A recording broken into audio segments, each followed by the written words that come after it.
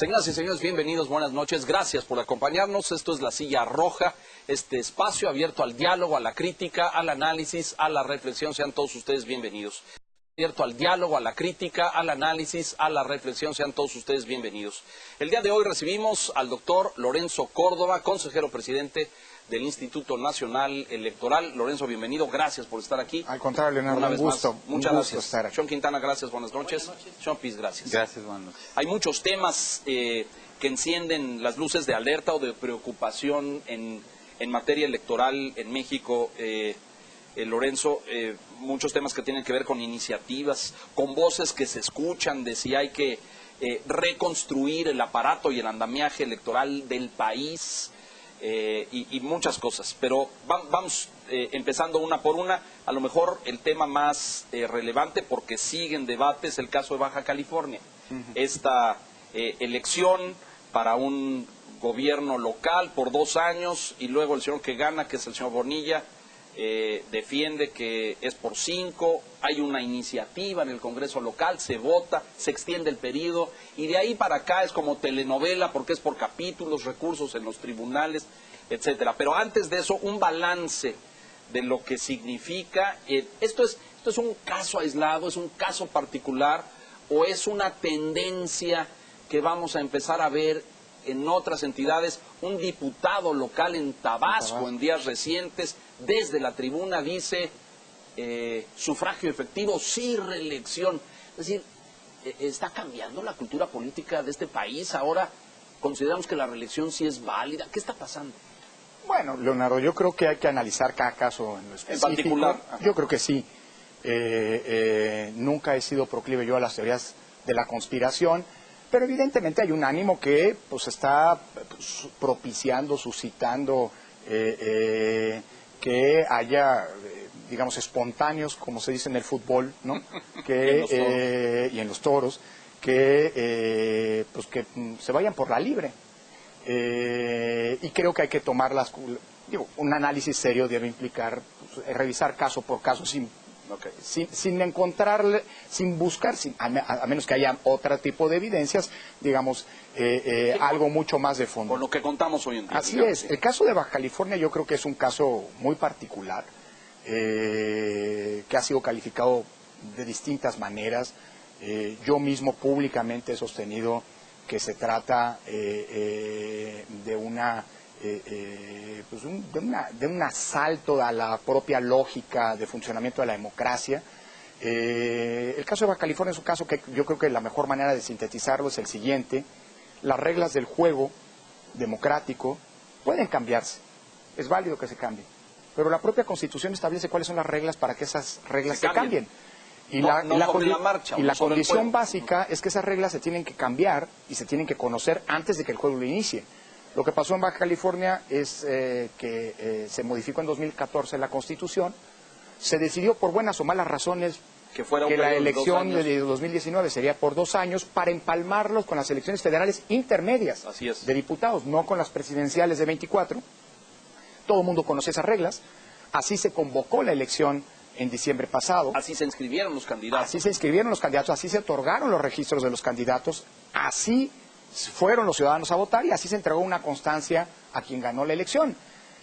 Cuando las reglas se quieren cambiar después de que el juego terminó, pues está vulnerando toda la lógica de funcionamiento democrático, que está centrada en un principio básico, la certeza.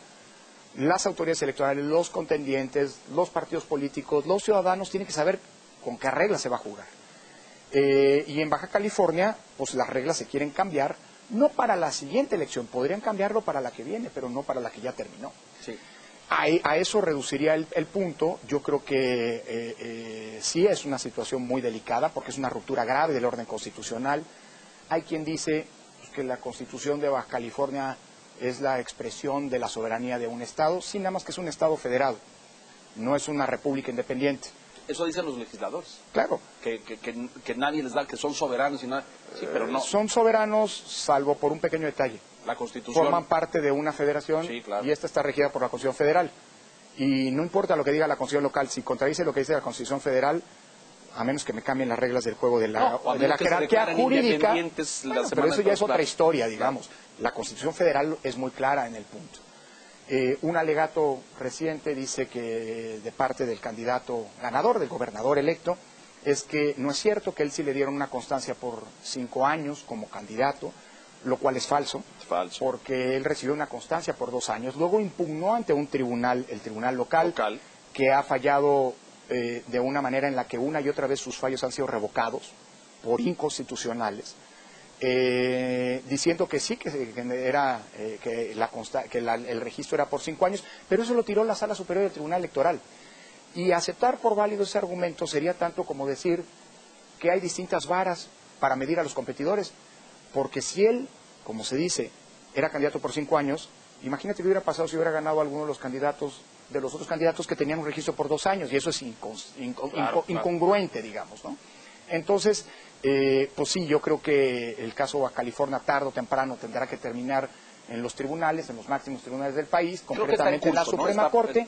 Sí, y la Suprema Corte pues es la última instancia y garante de que el orden constitucional y democrático no se altere, digamos, ¿no?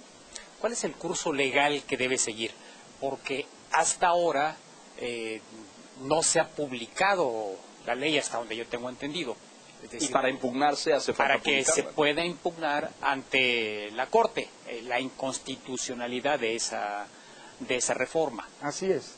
Entonces, ¿cuál es el curso que debe seguir y qué pudiéramos esperar? Sobre todo porque pues los plazos están definidos, a diferencia de otro tipo de casos donde la Corte puede tardarse meses en resolver, pues este va a tener tiempos muy acotados en función de las fechas de cambio de poderes en Baja California. Así es, Enrique. Yo lo que te diría es esto. Dices bien, para que, de acuerdo con lo que dice la Constitución, para que se pueda presentar una acción de inconstitucionalidad, que sería el recurso que procedería en este caso, la ley tiene que estar publicada.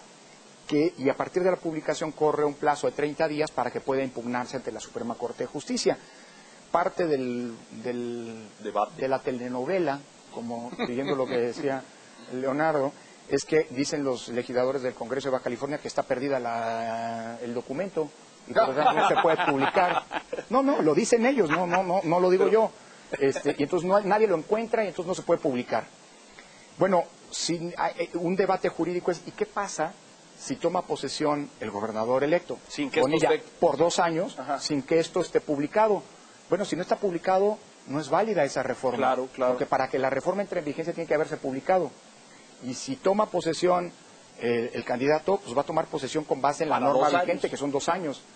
Entonces, es un galimatías jurídico.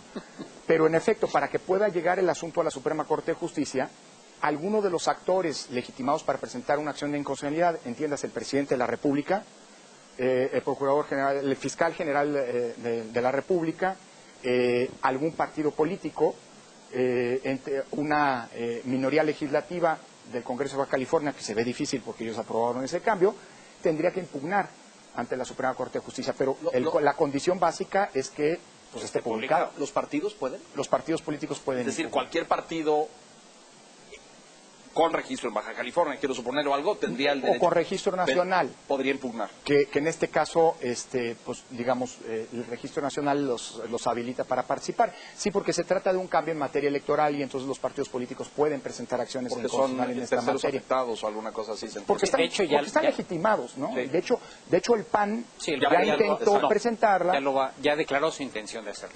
Pero ya presentó una. El problema es que la Suprema Corte de Justicia le dijo, justamente, yo no puedo conocer hasta que no haya ley. Hasta que no sea proclamada. Exactamente. Y ahí también me parece que hay otro juego. El gobernador saliente dice, yo esto no lo proclamo, aunque ya le dijeron muchos asesores legales, es que si usted no lo promulga, no proclamo, si no lo promulga, pues no entra en vigor, por ende no lo pueden impugnar. Y ahora el Congreso local, pues ya como que se les perdió y se les extravió el documento. Pues sí, digamos que no es lo más afortunado ni en términos jurídicos ni en términos democráticos. Yo lo digo así, es vergonzoso que en un país en el que hemos tardado en construir tanto un sistema electoral que es objeto de reconocimiento a nivel mundial, pues este tipo de eventos ocurran, digamos, ¿no? ¿Podría haber una regresión democrática en el país si este caso siente un precedente, por ejemplo? Yo creo que sí, porque finalmente la democracia es algo que va mucho más allá del juego electoral o del tema electoral, pero como lo decía Ortega y Gasset, sí depende de ese mísero expediente técnico electoral que son las elecciones, ese mísero expediente técnico que son las elecciones. Dicho eso, yo creo que sería gravísimo, porque a partir de este momento nadie tendría certeza de cómo vamos a las elecciones, ni las autoridades electorales, de que con base en qué reglas hacemos las elecciones, porque esas pueden cambiar después, ni los propios ciudadanos, ni los actores políticos. Entonces, yo creo que debería reflexionarse. Yo entiendo que probablemente una decisión de un gobierno de 2 años no ayuda mucho ni a la estabilidad, ni a la gobernabilidad de una entidad federativa, pero eso, como se suele decir, debe haberse pensado antes. Y ya ocurrió. Claro, ya hay casos donde... Ya pasó en Veracruz, Puebla, ya pasó en Puebla, ajá, que para ajustar, hay que tenerlo como una fase de transición. Para ajustar el calendario, se decidió elegir a gobernadores por 2 años. Yo no sé si sea lo mejor, vuelvo a insistir, pero es lo que dice la Constitución. Y atenernos a las reglas que se han pactado entre los actores es la condición primera para que el juego pueda llevarse a cabo. Claro. Porque si no, sí estamos en una situación, no me atrevería a decir de regresión, pero sí de grave vulneración de un principio, claro, que es básico para que la democracia funcione, se lleve a cabo, que es la certeza. Claro. Certeza en torno a las reglas. Déjanos hacer una pausa, doctor Córdoba, y regresar a esta no es un tema nuevo, el continuo y cíclico, me parece, debate acerca del costo del proceso electoral en México, que hoy nuevamente parece que al Congreso Federal le ocupa y le preocupa, porque continuamente lo vemos aparecer en tribuna y reclaman y dicen que hay que quitarle dinero a los partidos y que hay que quitarle dinero al instituto. Si te parece bien, hacemos una pausa y regresamos con eso. Estamos con el doctor Lorenzo Córdoba, consejero presidente del INE. Regresamos.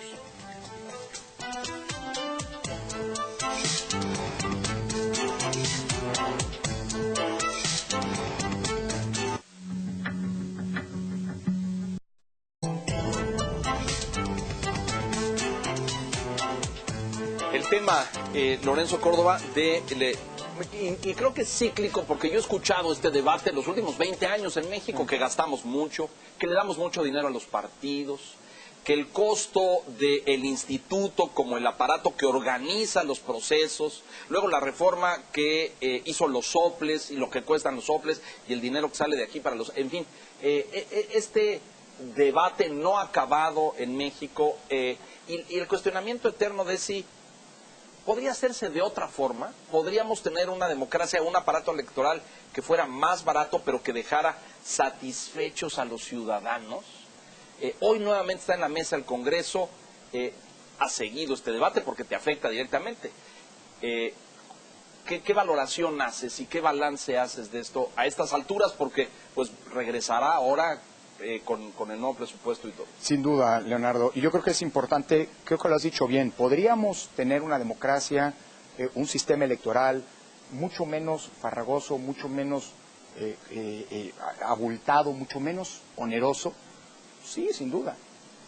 Veamos cómo hacen las elecciones en Inglaterra, por ejemplo, y el costo es un costo, me atrevería a decir, incluso marginal comparado con lo que cuesta hacer elecciones en México. El problema es que en Inglaterra parten de una premisa distinta. Todos confían en que las elecciones se van a llevar sin ningún tipo de trampa, confían en el de enfrente, el que pierde reconoce de inmediato la derrota en la noche de la elección y ya. El problema es que nuestro sistema electoral no se puede entender cabalmente, sino como el resultado de una historia de desconfianzas justificadas. Como dicen coloquialmente, la burra no era arisca. El pueblo mexicano desconfía de sus instituciones, pues porque hay una historia detrás. Y eso ha elevado muchísimo los costos de las elecciones, por un lado. En segundo lugar, por cierto, es falso que el sistema electoral mexicano sea el más caro del mundo, como se dice. No es cierto, hay otros que son más caros, hay órganos electorales que son más caros, como el Tribunal Electoral de Brasil, Superior Tribunal Electoral de Brasil, en fin. Pero el sistema mexicano sí tiene una serie de costos. El problema es que estos costos son, como decía, producto de una serie de demandas de los propios partidos de oposición. Preguntémonos por un momento, porque luego se dice de manera muy fácil, simplona incluso, que el INE nada más hace elecciones y que nada más trabaja cada 3 años. Y eso es absolutamente falso. ¿Cuántos órganos electorales en el mundo son responsables de mantener un padrón electoral actualizado, que además, por cierto, es la base del único mecanismo y del más difundido mecanismo de identificación, que además es gratuita del país? Eso cuesta, por cierto. de los 12,000 millones de pesos que se plantearon al Congreso para el próximo año como financiamiento para la autoridad electoral, casi 4,000 es lo que cuesta mantener la credencial para votar y todo lo que está detrás. O sea, el 30%. El resguardo, más del 30%, el resguardo de la base de datos más grande del país, son datos personales, datos biométricos que están siendo utilizados para múltiples, claro, y para múltiples funciones, como por ejemplo evitar el robo de identidad, avanzar o colaborar en la identificación de personas desaparecidas, etcétera, etcétera. Bueno, ¿cuántos órganos electorales en el mundo tienen que monitorear a la radio y la televisión 24 horas sobre 24? Se los digo fácil, ninguno más que el INE. Solos. Y eso cuesta.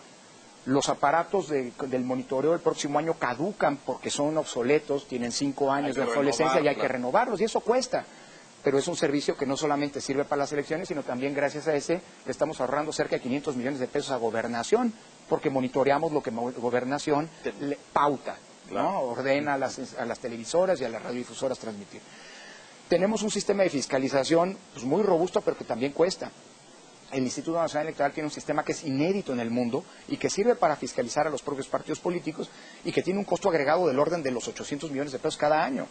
El Instituto Nacional Electoral tiene alrededor de 1,500 oficinas a lo largo y ancho del país, los módulos donde vamos a sacar nuestra credencial, oficinas que la ley nos obliga a tener de manera permanente, nuestras juntas locales y nuestras juntas distritales, que no son cualquier oficina. Tienes que tener una bodega en donde se guardan los materiales electorales cuando hay elecciones, bien resguardada, segura. Tiene que tener dormitorios y habitaciones para los militares que durante los procesos electorales, más de 3,000 militares resguardan el material en nuestras oficinas. Es decir, todo esto si lo vas acumulando, pues tiene un costo no menor. Podría ser más barato, sin lugar a dudas, y nosotros mismos hemos dicho, nosotros podemos poner sobre la mesa, digámoslo así, iniciativas, propuestas que pueden a la postre traer elecciones más baratas, por ejemplo, la urna electrónica. Alguien me decía, cuando en un diputado, oiga, pero urna electrónica es que nos va a generar mucha desconfianza. A lo que yo le contesté, ¿verdad que la desconfianza cuesta? Es decir, creo que tenemos que discutir nuestro sistema electoral sabiendo que podemos hacer esfuerzos y nosotros no estamos cerrados a ellos para que sea menos oneroso, pero también entendiendo que ese sistema electoral hoy nos da estabilidad política y la estabilidad política da estabilidad económica. ¿Ustedes se imaginan si hubiera salido mal las elecciones por alguna circunstancia? Sí, las del año pasado, sí. El 1 de julio, ¿cómo nos habríamos amanecido? Enrique, tú eres el economista, ¿cómo nos habríamos amanecido si hubiera sido un desastre, la incapacidad de dar resultados, cosa que no ocurrió, si hubiera cuestionamientos en las elecciones desde el punto de vista económico? Es decir, yo lo que digo es tengamos cuidado, no es nada más un asunto de pesos y centavos, sino un asunto de estabilidad política, el que tengamos procesos electorales ciertos como los. Yo quisiera aquí subrayar una cosa que dices y señalas, pero que a veces para la gente allá afuera es difícil de comprender, pero este es un rosario de desconfianzas construido a lo largo de los últimos 20 años. Así es. Y un resultado, y entonces un partido pedía un candado para una cosa y otro partido, así es como hemos llegado a esto, ¿no? Y sobre todo porque como había instituciones, hay que decirlo, poco confiables, se le fueron encomendando tareas de reforma electoral tras reforma electoral, nuevas tareas al INE. El INE de hoy prácticamente no tiene nada que ver con el IFE de hace 29 años, con el IFE que nació en 1990. Hoy las funciones de fiscalización, de monitoreo, de identificación que cumple la autoridad electoral, vuelvo a insistir, pocos órganos electorales del mundo lo hacen. Nadie está en contra de abaratar los costos. Hay muchas medidas que se pueden tomar, sobre todo si hay un consenso político detrás de ello. Pero ¿qué tendría que pasar para bajar los costos? Primero hay que cambiar la ley, hay que hacer una reforma. A ver, hay partes de la disminución de costos que puede pasar por normas internas del propio INE, por decisiones del propio INE. Pero cuidado, esas decisiones tienen que tener un acompañamiento de los partidos. Porque si el INE toma una decisión, como por ejemplo no visitar a los 12 millones de ciudadanos que están sorteados, y que visitemos hasta 1,5 millones que necesitamos para que sean funcionarios de casilla.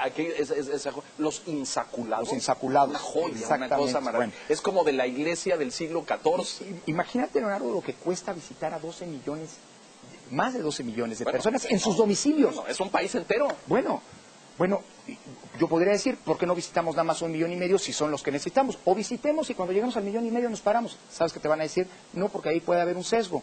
¿De acuerdo? Entonces, nada más no tomemos decisiones que puedan abrirnos flancos de incertidumbre que hoy están blindados. Dicho eso, pues claro que también se podría modificar la ley y quitarle atribuciones al INE. El problema es, ¿estamos verdaderamente dispuestos para que no se monitoree la radio y la televisión? Nadie va a chistar, nadie va a objetar si no se monitorea la radio y la televisión, si no hay un mecanismo de compulsa de que los spots de los partidos políticos efectivamente se transmiten. A ver, si todos me garantizan y me firman que nadie va a chistar, pues podemos avanzar. Desbaratamos el Pero aparato si ese va a comunitario. ser un problema como lo fue en 2006, Sí. pues la verdad es un costo que vale la pena pensando en la estabilidad política. ¿Cómo sientes el clima de los partidos políticos? Se hizo un foro hace algunas semanas en la Cámara, justamente porque hay iniciativas diversas para cambiar toda la infraestructura del sistema electoral, que se habló incluso de la desaparición del Consejo del INE, de convertir al INE en un órgano técnico que simplemente, como dices, organice elecciones. Se habla, por ejemplo, de quitarle la atribución de la credencial, de pasarla a gobernación o crear algo que se llame cédula de identidad. Sí. Ya alguna vez también la administración anterior lo abordó. ¿Cómo sientes tú este clima? Mira, yo creo que es un clima muy convulso, muy poco propicio, lo digo con mucha franqueza, en este tema para generar consensos. Las propuestas que se presentaron desde un lado, me cuido mucho de decir que no es una propuesta de Morena, porque la presidenta de Morena me dijo, oye, no es una propuesta de Morena, Ricardo Monreal me dijo, esta no es una propuesta de Morena, en fin, bueno, déjenme decirlo así, la propuesta de un diputado de Morena contrasta radicalmente con lo que fue la postura de prácticamente todos los partidos de oposición. Es decir, a mí me da la impresión de que hay temas en los que no hay puntos de contacto, no hay manera de conciliar. Hay irreductibles de la oposición que son justamente el eje vertebral de la iniciativa más articulada, digámoslo así, en materia de reforma electoral. Yo no sé si existan espacios como para un ambiente como para que esto prospere. Sobre todo porque creo que hay una condición cuando se cambian las reglas del juego democrático. Vuelvo al tema de las reglas. Que de todas las reglas que operan en una democracia, esas, las del juego democrático, las que regulan las elecciones, sí requieren de un amplísimo consenso.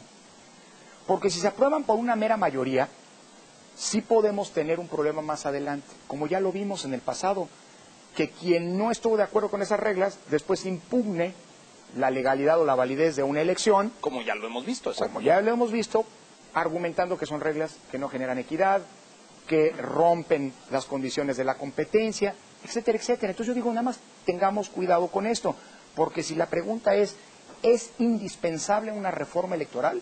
La respuesta es clara, no. Si hay una Indispensable, reforma no. electoral que no pierda, como decimos nosotros, que no implique retrocesos en 4 temas fundamentales: autonomía de las autoridades electorales, Claro. equidad en las condiciones de la competencia, certeza en las reglas y en los procedimientos que hoy tenemos, y sobre todo que haya un respeto al pluralismo y a la representación del mismo, porque ahí está, en los órganos representativos. Si eso no se altera, entonces bienvenido a una reforma, siempre y cuando sea consensuada. ¿Ves la atmósfera, los elementos, la temperatura para impulsar una reforma antes de que inicie el próximo periodo? Yo creo que no, honestamente, aunque las iniciativas están allí. Yo no veo los ánimos de construir consensos. Veo posturas muy claras y, como decía, son posturas pues, muy divergentes respecto de algunos puntos que son la nuez de las iniciativas que se están planteando. Ahora, yo también hago una pregunta que creo que es importante formular. Detrás de cada gran reforma electoral siempre hay una problemática que se quiere resolver. Y hasta este momento la única problemática que yo he escuchado Es el costo. es el costo. Ujú. Dicho eso, ¿no es un poco ridículo una iniciativa que diga quitémosle al INE el registro de electores para que lo haga Gobernación? Porque el costo va a seguir, ¿eh? Lo único que vas a hacer es transferir de un ente del Estado a otro. Una vertiente del presupuesto es el financiamiento público a los partidos. La pregunta es si funciona el modelo actual y cómo mejorar los sistemas de control y fiscalización. Mira, en términos generales yo te diría que el sistema funciona. Y déjame, no es una declaración de principio ni de mera voluntad, pongo un dato sobre la mesa.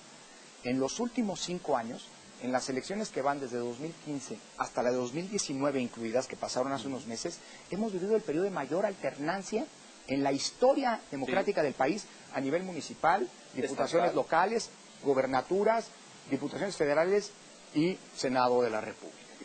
Si no tuviéramos un sistema de partidos competitivo, eso no podría ocurrir. Justamente la historia de la representación comenzó a cambiar en el país cuando se hizo una apuesta importante en favor del financiamiento público. Ahora, creo, en retrospectiva, que la cantidad de dinero que se le da a los partidos es muy alta y puede acabar generando incentivos que no son necesariamente los mejores, incluso incentivos perversos. Hoy presidir un partido es como ser el CEO de una empresa transnacional, ¿eh?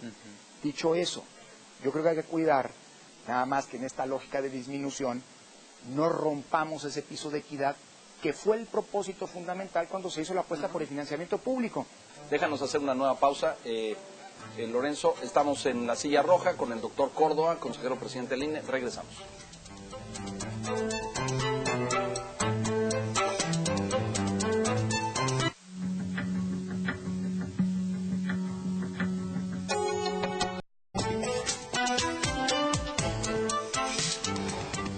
A ver, valdría la pena retomar desde ahí, porque decías este dato estadístico, ¿no? El PAN, siendo gobierno, intentó hacer una serie de modificaciones que la oposición en ese momento rechazó. Así es. Y luego el PRI hizo lo mismo y sucedió. Y ahora tenemos al nuevo partido en el poder como que repitiendo ese mismo esquema, ¿no? ¿Por qué? ¿Será que piensan que se van a quedar ahí para siempre o qué? Hay una propensión a esto. Y la lógica, me parece, es diferente desde el gobierno, un partido en el gobierno, que un partido en la oposición. En la oposición, y la memoria corta también. Pero fíjate, Leonardo, que hay Lorenzo, ya te estoy... Encantado, mucho gusto, pero la autoridad es el señor. Te cambio la silla. No, de ninguna manera. No. Hay 2 iniciativas que el presidente de la República le dijo a los diputados que esperaba que se atendieran en este periodo ordinario de sesiones y que tienen que ver un poquito con esto, que es la revocación de mandato, que eventualmente modifica si se aplicara, modifica los plazos para los cuales fue electa una autoridad. Entiendo que la revocación de mandato ya funciona en el estado de Jalisco, bajo alguna fórmula, y la consulta popular, que esa ya está en la Constitución, pero se le quiere modificar, se quiere hacer un nuevo arreglo en materia de consulta popular. ¿Cómo ves tú estas propuestas? Mira, yo creo que hay que estudiar, no son propuestas nuevas, no son figuras inéditas, han existido en muchos lados, tanto en el país como en otros países, en otras naciones. En San Luis Potosí tuvieron la revocación de mandato y luego la quitaron. Habría que analizar por qué la quitaron. Si la quitaron es porque no funcionó. Pero más allá de la pertinencia o no de cada una de estas figuras, yo creo que sí es importante, en el caso específico de la primera, de la revocación de mandato, analizar, no solo conocerla para ver qué ocurre en otros países, sino también analizar cómo se va a instrumentar y cómo esta figura, que no existe hasta ahora entre nosotros, puede impactar el sistema electoral en su conjunto. Déjeme ponerlo así. Primero, en donde yo al menos tengo conocimiento de que existe la figura de la revocación de mandato, esta es una figura en manos de la oposición y de la ciudadanía, no en manos del partido en el gobierno. Es decir, no es una pregunta de decir, ¿quieren que me siga o me voy? Sino por el contrario, es la oposición y los propios ciudadanos los que dicen, oiga, vamos a ver si usted sigue, pero que es una cosa distinta como enfoque. Y aquí está siendo planteada como una propuesta, una iniciativa que la propia Presidencia de la República, hasta donde entiendo, estaría invocando, estaría planteando, activando. Segundo punto, nuestras reglas hoy son reglas draconianas por lo que tiene que ver con la actuación de los funcionarios públicos en procesos electorales. El artículo 134 de la Constitución es taxativo. Los funcionarios públicos tienen que guardar el principio de imparcialidad. Y no ha sido sencillo combinar esta prohibición de los funcionarios públicos de hacer política electoral desde el cargo. Por ejemplo, la próxima elección federal en 2021 va a ser muy delicado la puesta en marcha por primera vez de la figura de la reelección para los diputados federales, porque no hay reglas claras de qué tiene que hacer un diputado que hoy está en el cargo. ¿Se tiene que separar o no? Eso es nuevo totalmente, claro. En el ámbito local Porque se pueden reelegir. Claro, en el ámbito local hemos visto muchas fórmulas que no son sencillas de aplicar y que son muy distintas unas de otras. En algunos lados se dice, no, que siga en el cargo, nada más que no puede usar dinero público para su campaña. En otros lados dicen, no, se tiene que separar del cargo, pedir licencias para ser candidato. para poder ser candidato, etcétera. Entonces, a ver, lo que quiero decir es, tomando esta idea, ¿qué pasaría con el presidente de la República? El presidente de la República, de cara a una eventual revocación de mandato, ¿podría ¿Dejar el cargo? promoverse para que no lo eche la ciudadanía con el voto? Sí, hacer campaña. Y si pues. lo puede hacer campaña, y si puede hacer campaña, ¿tiene que separarse de la presidencia? Sí, y entonces... ¿O no? O si se queda allí, pues va a poder utilizar todos los insumos y recursos. y recursos de la propia presidencia para recorrer el país, aunque solamente ya no tenga un Estado Mayor presidencial, sino un cuerpo mucho más austero que lo cuida. Es decir, son todas preguntas que hay que aclarar y no son sencillas, por no decir la que la oposición ha planteado ya como un irreductible. De ninguna manera la revocación de mandato, si llega a pasar, se puede hacer el mismo día de la jornada electoral. Porque vamos a tener eventualmente, pregunta, al presidente haciendo campaña solo, cuando los diputados y los legisladores la van a estar haciendo también. Pregunta adicional, ¿queremos que el tema de las campañas de diputados sea revocación sí, revocación no, o más bien sea la agenda legislativa que pongan los candidatos de cara a los ciudadanos? Es decir, es muy complejo. Yo no le digo no a esta figura, que quede claro. Pero lo que yo digo es que, cuidado, porque si se mete sin mayor regulación, que ha ocurrido en el pasado, ya han puesto prohibiciones o normas y le dejan al INE regular estas figuras. No le conviene a nadie, porque vuelvo al tema que mencionábamos con Baja California, la certeza es clave en esta historia. Y lo de la consulta popular, pues ya tenemos la consulta popular, por cierto, se dice hay que flexibilizarla. Yo creo que hoy las reglas de la consulta popular son demasiado gravosas. Por ejemplo, la cantidad de temas en los que no puede haber consulta me parece que tal vez es exagerada, pero es la que está.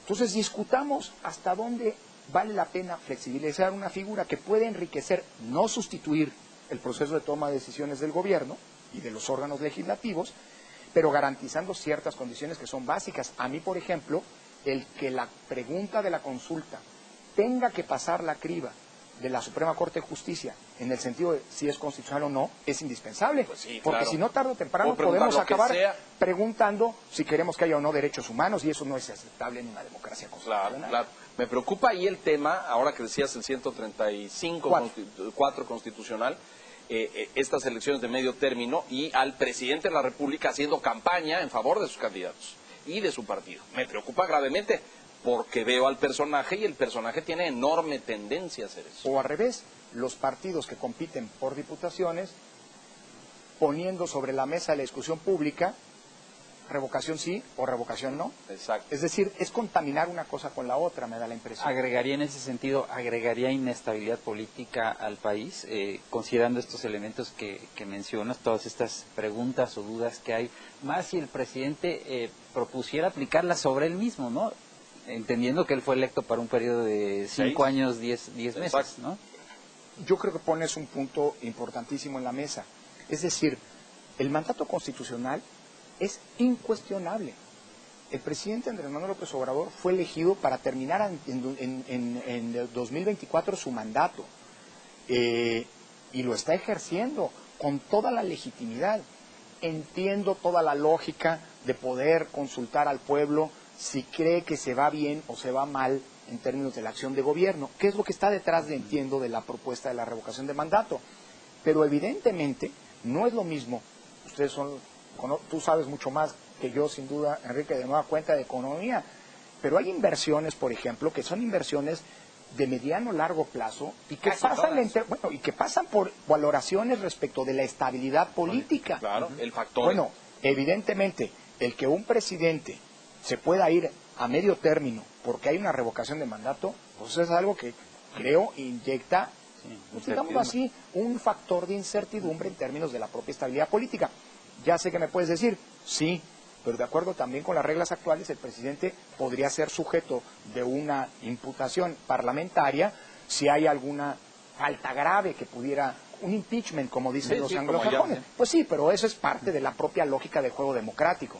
Yo creo que la estabilidad en el ejercicio de gobierno es, digamos así, fundamental, y las elecciones cumplen también esa lógica de generar, no solamente elegir representantes, sino de generar un respaldo o no a determinada política pública. Las elecciones de medio término, las que vamos a tener en 2021, van a servir para nombrar a los nuevos diputados, a los nuevos legisladores, pero también son una manera en la que los y los ciudadanos podemos premiar o castigar determinadas decisiones de los propios gobiernos o de los órganos legislativos. Esa es la otra parte de las elecciones. Déjenme decirlo así. Claro que no hay una consecuencia de vete o no vete. No somos un régimen parlamentario. Sí, claro. Pero también las elecciones sirven para decir si la gente están de acuerdo con lo que está haciendo o no. Claro. A manera de referéndum en muchos casos, ¿no? Así es. Hace unos días se presentó el paquete económico para 2020. ¿Cómo les fue en materia presupuestal? Ya nos dijiste que el próximo año comienza el proceso electoral quizá más grande que vayamos a tener o que hemos tenido en la historia del país por la cantidad de gubernaturas que de manera concurrente se eligen junto con la Cámara de Diputados. ¿Hay recursos suficientes en ese presupuesto? ¿Les recortaron lo que presentaron ustedes? Parto de lo primero que estás diciendo, Enrique, creo que es muy importante. En 2021 vamos a la elección más grande que jamás se haya hecho en el país, porque por primera vez en todos los estados, en los 32 estados, va a haber elecciones, al menos por algún cargo local, junto con las elecciones de diputados federales. En los 32. En los 32. Y hay 15 elecciones de gobernador. Estoy contando, por supuesto, Baja California, como elección que se va a llevar a cabo en 2021. Como dice la ley. Porque es lo que dice la ley hoy. Exactamente. Dicho eso, nosotros, la Secretaría de Hacienda, Enrique, no puede modificar el presupuesto que nosotros aprobamos y que le remitimos. Está obligada a tomar lo que nosotros solicitamos, incorporarlo al presupuesto de egresos de la Federación y turnarlo a la Cámara de Diputados. La Cámara, por supuesto, es soberana en poder hacer los ajustes que considere pertinentes. Nosotros lo que pedimos es exactamente lo mismo que pedimos para 2019, que de por sí fue el presupuesto más bajo de la historia del INE, la solicitud más baja de la historia del INE, más el costo que nos va a significar que la tercera parte, 4 de 12 meses de 2020, ya son meses de ese proceso electoral que es el más grande de nuestra historia. Es decir, es un presupuesto contenido, es un presupuesto que, digamos, no está excedido respecto de lo que son las atribuciones del INE. Se garantiza la expedición del orden de 16, 17 millones de credenciales, se garantizan las funciones de fiscalización, de monitoreo a la radio y la televisión, etcétera. Claro, afortunadamente respecto a lo que pasó el año pasado, hoy tenemos un plazo de varias semanas, par de meses por venir, y lo que nosotros estamos, la lógica en la que estamos es tener conversaciones con todos los legisladores que sea posible para explicarles la racionalidad de nuestro presupuesto. Y en caso de que se decida, porque todo pinta para que el año próximo sea un año económicamente complejo en el mundo y en el país, bueno, si se decide que tiene que haber una reducción respecto de lo que el INE solicitó, creo que es importante establecer un diálogo muy objetivo respecto de qué cosa es lo que se plantea que el INE deje de hacer, porque sí sería grave que entráramos a una eventual reducción, sin que digamos, se aclare que se reduce. O con machetazos, digamos. El presupuesto está construido de manera tal que si algo se va a dejar de hacer, pues tiene que haber mucha claridad de las implicaciones de lo que eso va a suponer. Y que todos los partidos estén al tanto. Déjanos hacer una nueva pausa, Lorenzo, por favor. Vamos a mensajes, regresamos enseguida a la silla roja. Bien.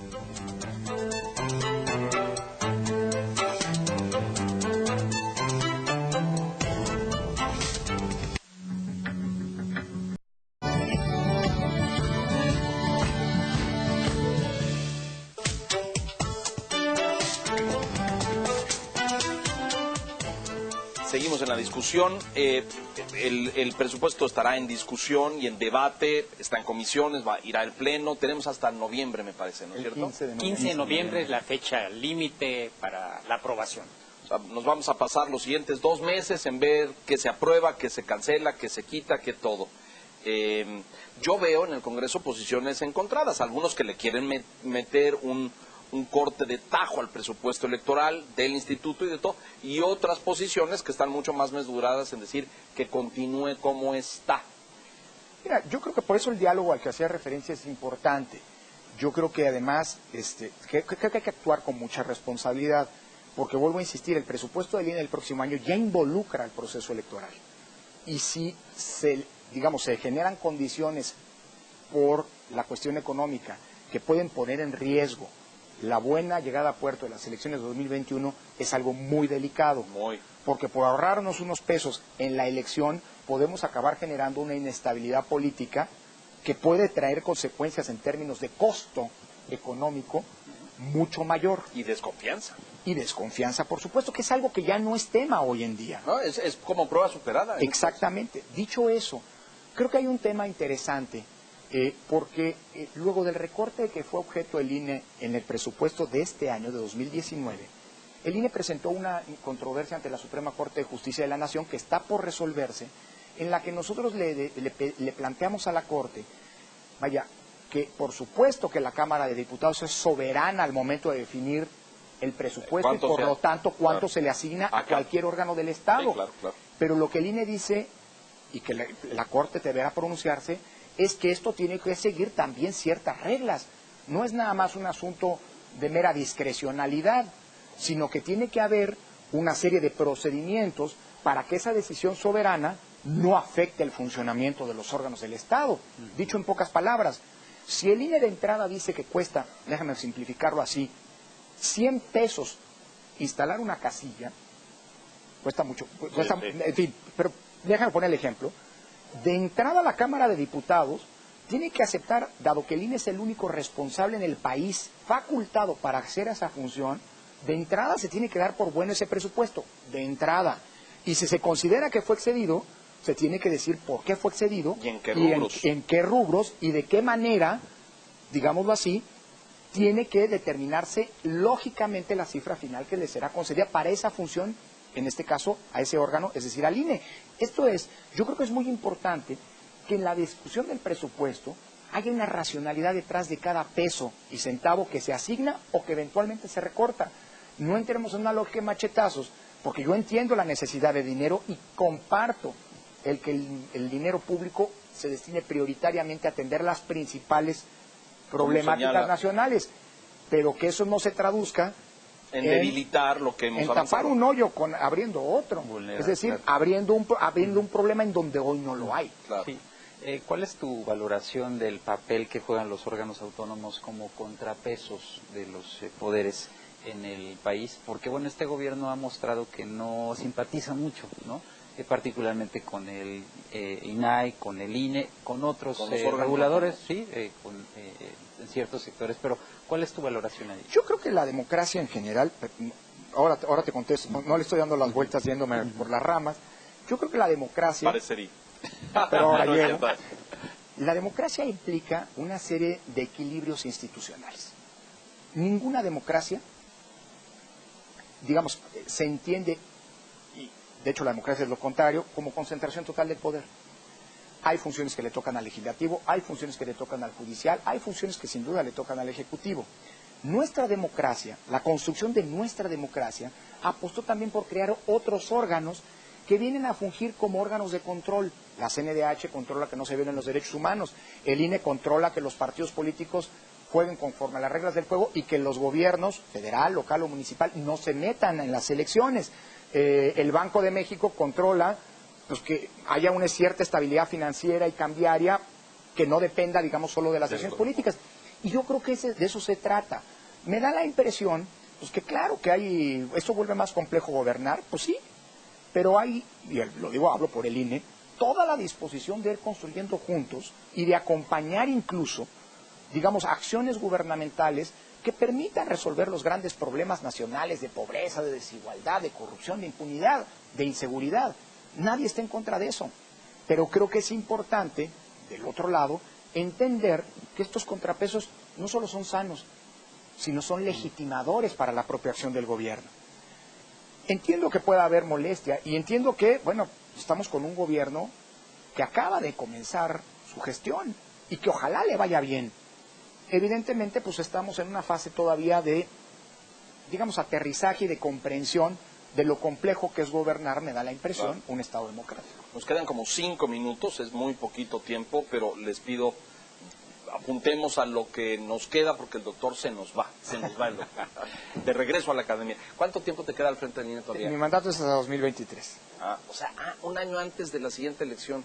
De hecho, 5 meses antes de que arranque, mi mandato termina el 4 de abril de 2023, es decir, 5 meses antes de que comience la elección, que esa también va a ser en su momento la más grande de la historia, donde se va a renovar también la presidencia. Híjole, no tenía yo ese dato, ya me preocupé gravemente. ¿Y no hay posibilidad de no se vaya todavía, no se vaya, por favor? Acuérdate que eso no se vale. No se vale. Las reglas del juego son las que están y no hay que cambiarlas en el camino. Bueno, Soy el primero en sostener... pero yo no estoy hablando de reelección, ni mucho menos, nada más preguntaba de postergar los mandatos. No, eso tampoco es constitucional. No tiene de asesora Bonilla. Nuevos partidos, sí. Lorenzo. ¿Es posible que para las elecciones del 21 veamos nuevos partidos? ¿Cómo está el proceso de registro hasta este momento? Mira, está corriendo justo ahora, Enrique, el periodo para que los partidos, las organizaciones que quieren convertirse en nuevos partidos, cumplan con todos los requisitos. En primer lugar, afiliar militantes y realizar las asambleas o 200 distritales o 20 estatales que la ley prevé. Este periodo periodo de reclutamiento de afiliados y qué sé yo va a terminar a finales de enero y luego el INE va a verificar que se cumplan los requisitos para que en junio, finales de junio, principios de julio próximo, eventualmente otorgue los registros que corresponden. Al día de hoy hay todavía alrededor de 80 organizaciones 80 que siguen formalmente nosotros aquí vivas. Teníamos contabilizadas 14. No, bueno, formalmente. La verdad, más de la mitad de estas plantean una inactividad total, no están afiliando militantes. No están activas. Y las otras están, algunas con dificultades, realizando poco a poco asambleas. Este fin de semana se han realizado asambleas, todos los fines de semana se realizan. Falta poco tiempo, no se vale especular, pero hay 2 organizaciones que están cumpliendo los tiempos, los calendarios que ellos mismos se habían planteado y que le habían sugerido al INE. Hoy ninguno ha cumplido todavía los requisitos, pero faltan todavía 5 meses para que esto eventualmente ocurra. Habrá que irlo monitoreando, ¿no? ¿Se vale saber cuáles? Las 2 que más avanzadas están son redes sociales progresistas, que se fueron por la vía de asambleas estatales. Si mal no recuerdo, ya tienen 12 asambleas estatales, 12 de 20, que parecería, en primera instancia, esto habrá que verificarlo después, sí, que pueden ser validadas. Y la otra es Encuentro Solidario. Que es la reposición del PES. Del PES, exactamente. El viejo PES, que ahora también... Encuentro Social y ahora es Encuentro Solidario, que se fue por la vía de asambleas distritales, y llevan cerca de 100, si no me equivoco, 80 asambleas realizadas. Si no es necesaria una reforma que modifique los puntos que mencionabas antes, ¿el sistema electoral mexicano es un buen modelo a seguir? Totalmente. De hecho, el sistema electoral mexicano es hoy un punto de referencia a nivel internacional. Incluso en aquellos países como los europeos de democracia consolidada, en donde las elecciones todavía las hacen agencias del gobierno. Sí. Ahí se está discutiendo la pertinencia sobre el modelo mexicano de volver las agencias autónomas. Tan es reconocido el sistema electoral mexicano que hoy el INE está participando en una gran cantidad, como en los mejores tiempos del IFE, de misiones de asistencia técnica electoral bajo el paraguas de organismos multilaterales. Van a Latinoamérica, vamos a Latinoamérica, estamos hoy colaborando junto con el Consejo de Europa y el PNUD en las elecciones presidenciales de Túnez, que es el primer país de la primavera árabe que está en clave de democratizarse. El INE hoy es el órgano de asistencia técnica electoral del Consejo de Europa. Es decir, los europeos para cuestiones electorales, cuando necesitan a alguien que los apoye, les llaman al propio Instituto Nacional Electoral. Si esto no es producto de una construcción bien hecha de la sociedad mexicana, porque el INE es el resultado de una generación de actores, de distintos actores políticos y sociales que han contribuido a construir lo que hoy tenemos, pues no sé cómo llamarlo. No, claro. Yo creo que es una carta credencial y una credibilidad enorme. Se nos acaba el tiempo, pero yo sí hago votos porque no perdamos eso. Es decir, ha costado mucho construirlo, no solamente en dinero, en esfuerzo. Hemos visto debates incontables de los representantes de los partidos queriendo jalar para un lado y para el otro. Es decir, se ha dado un auténtico debate político ahí por 20 años, por 20 y tantos. A mí me gusta decir, Leonardo, que la democracia ha sido una construcción, las reglas democráticas, las condiciones democráticas que hoy tenemos han sido una construcción lenta, paulatina, trabajosa, de muchos esfuerzos e inversión económica y política. A esa hay que cuidarla. Claro. Porque la democracia, así como cuesta construirla, también hay que defenderla, porque si no, cuando menos nos demos cuenta, se nos puede haber ido como arena entre las se manos. desmorona, claro, estoy de acuerdo. Conclusiones. Creo que, como dices, el INE es un bien público, un activo del Estado mexicano, y suerte en el diálogo con los diputados, porque podríamos empezar justamente por irle quitando pues el oxígeno que necesita para sortear lo que viene, que no va a ser fácil. Es un activo del país el INE, hay que resguardar la vida democrática del país. Gracias.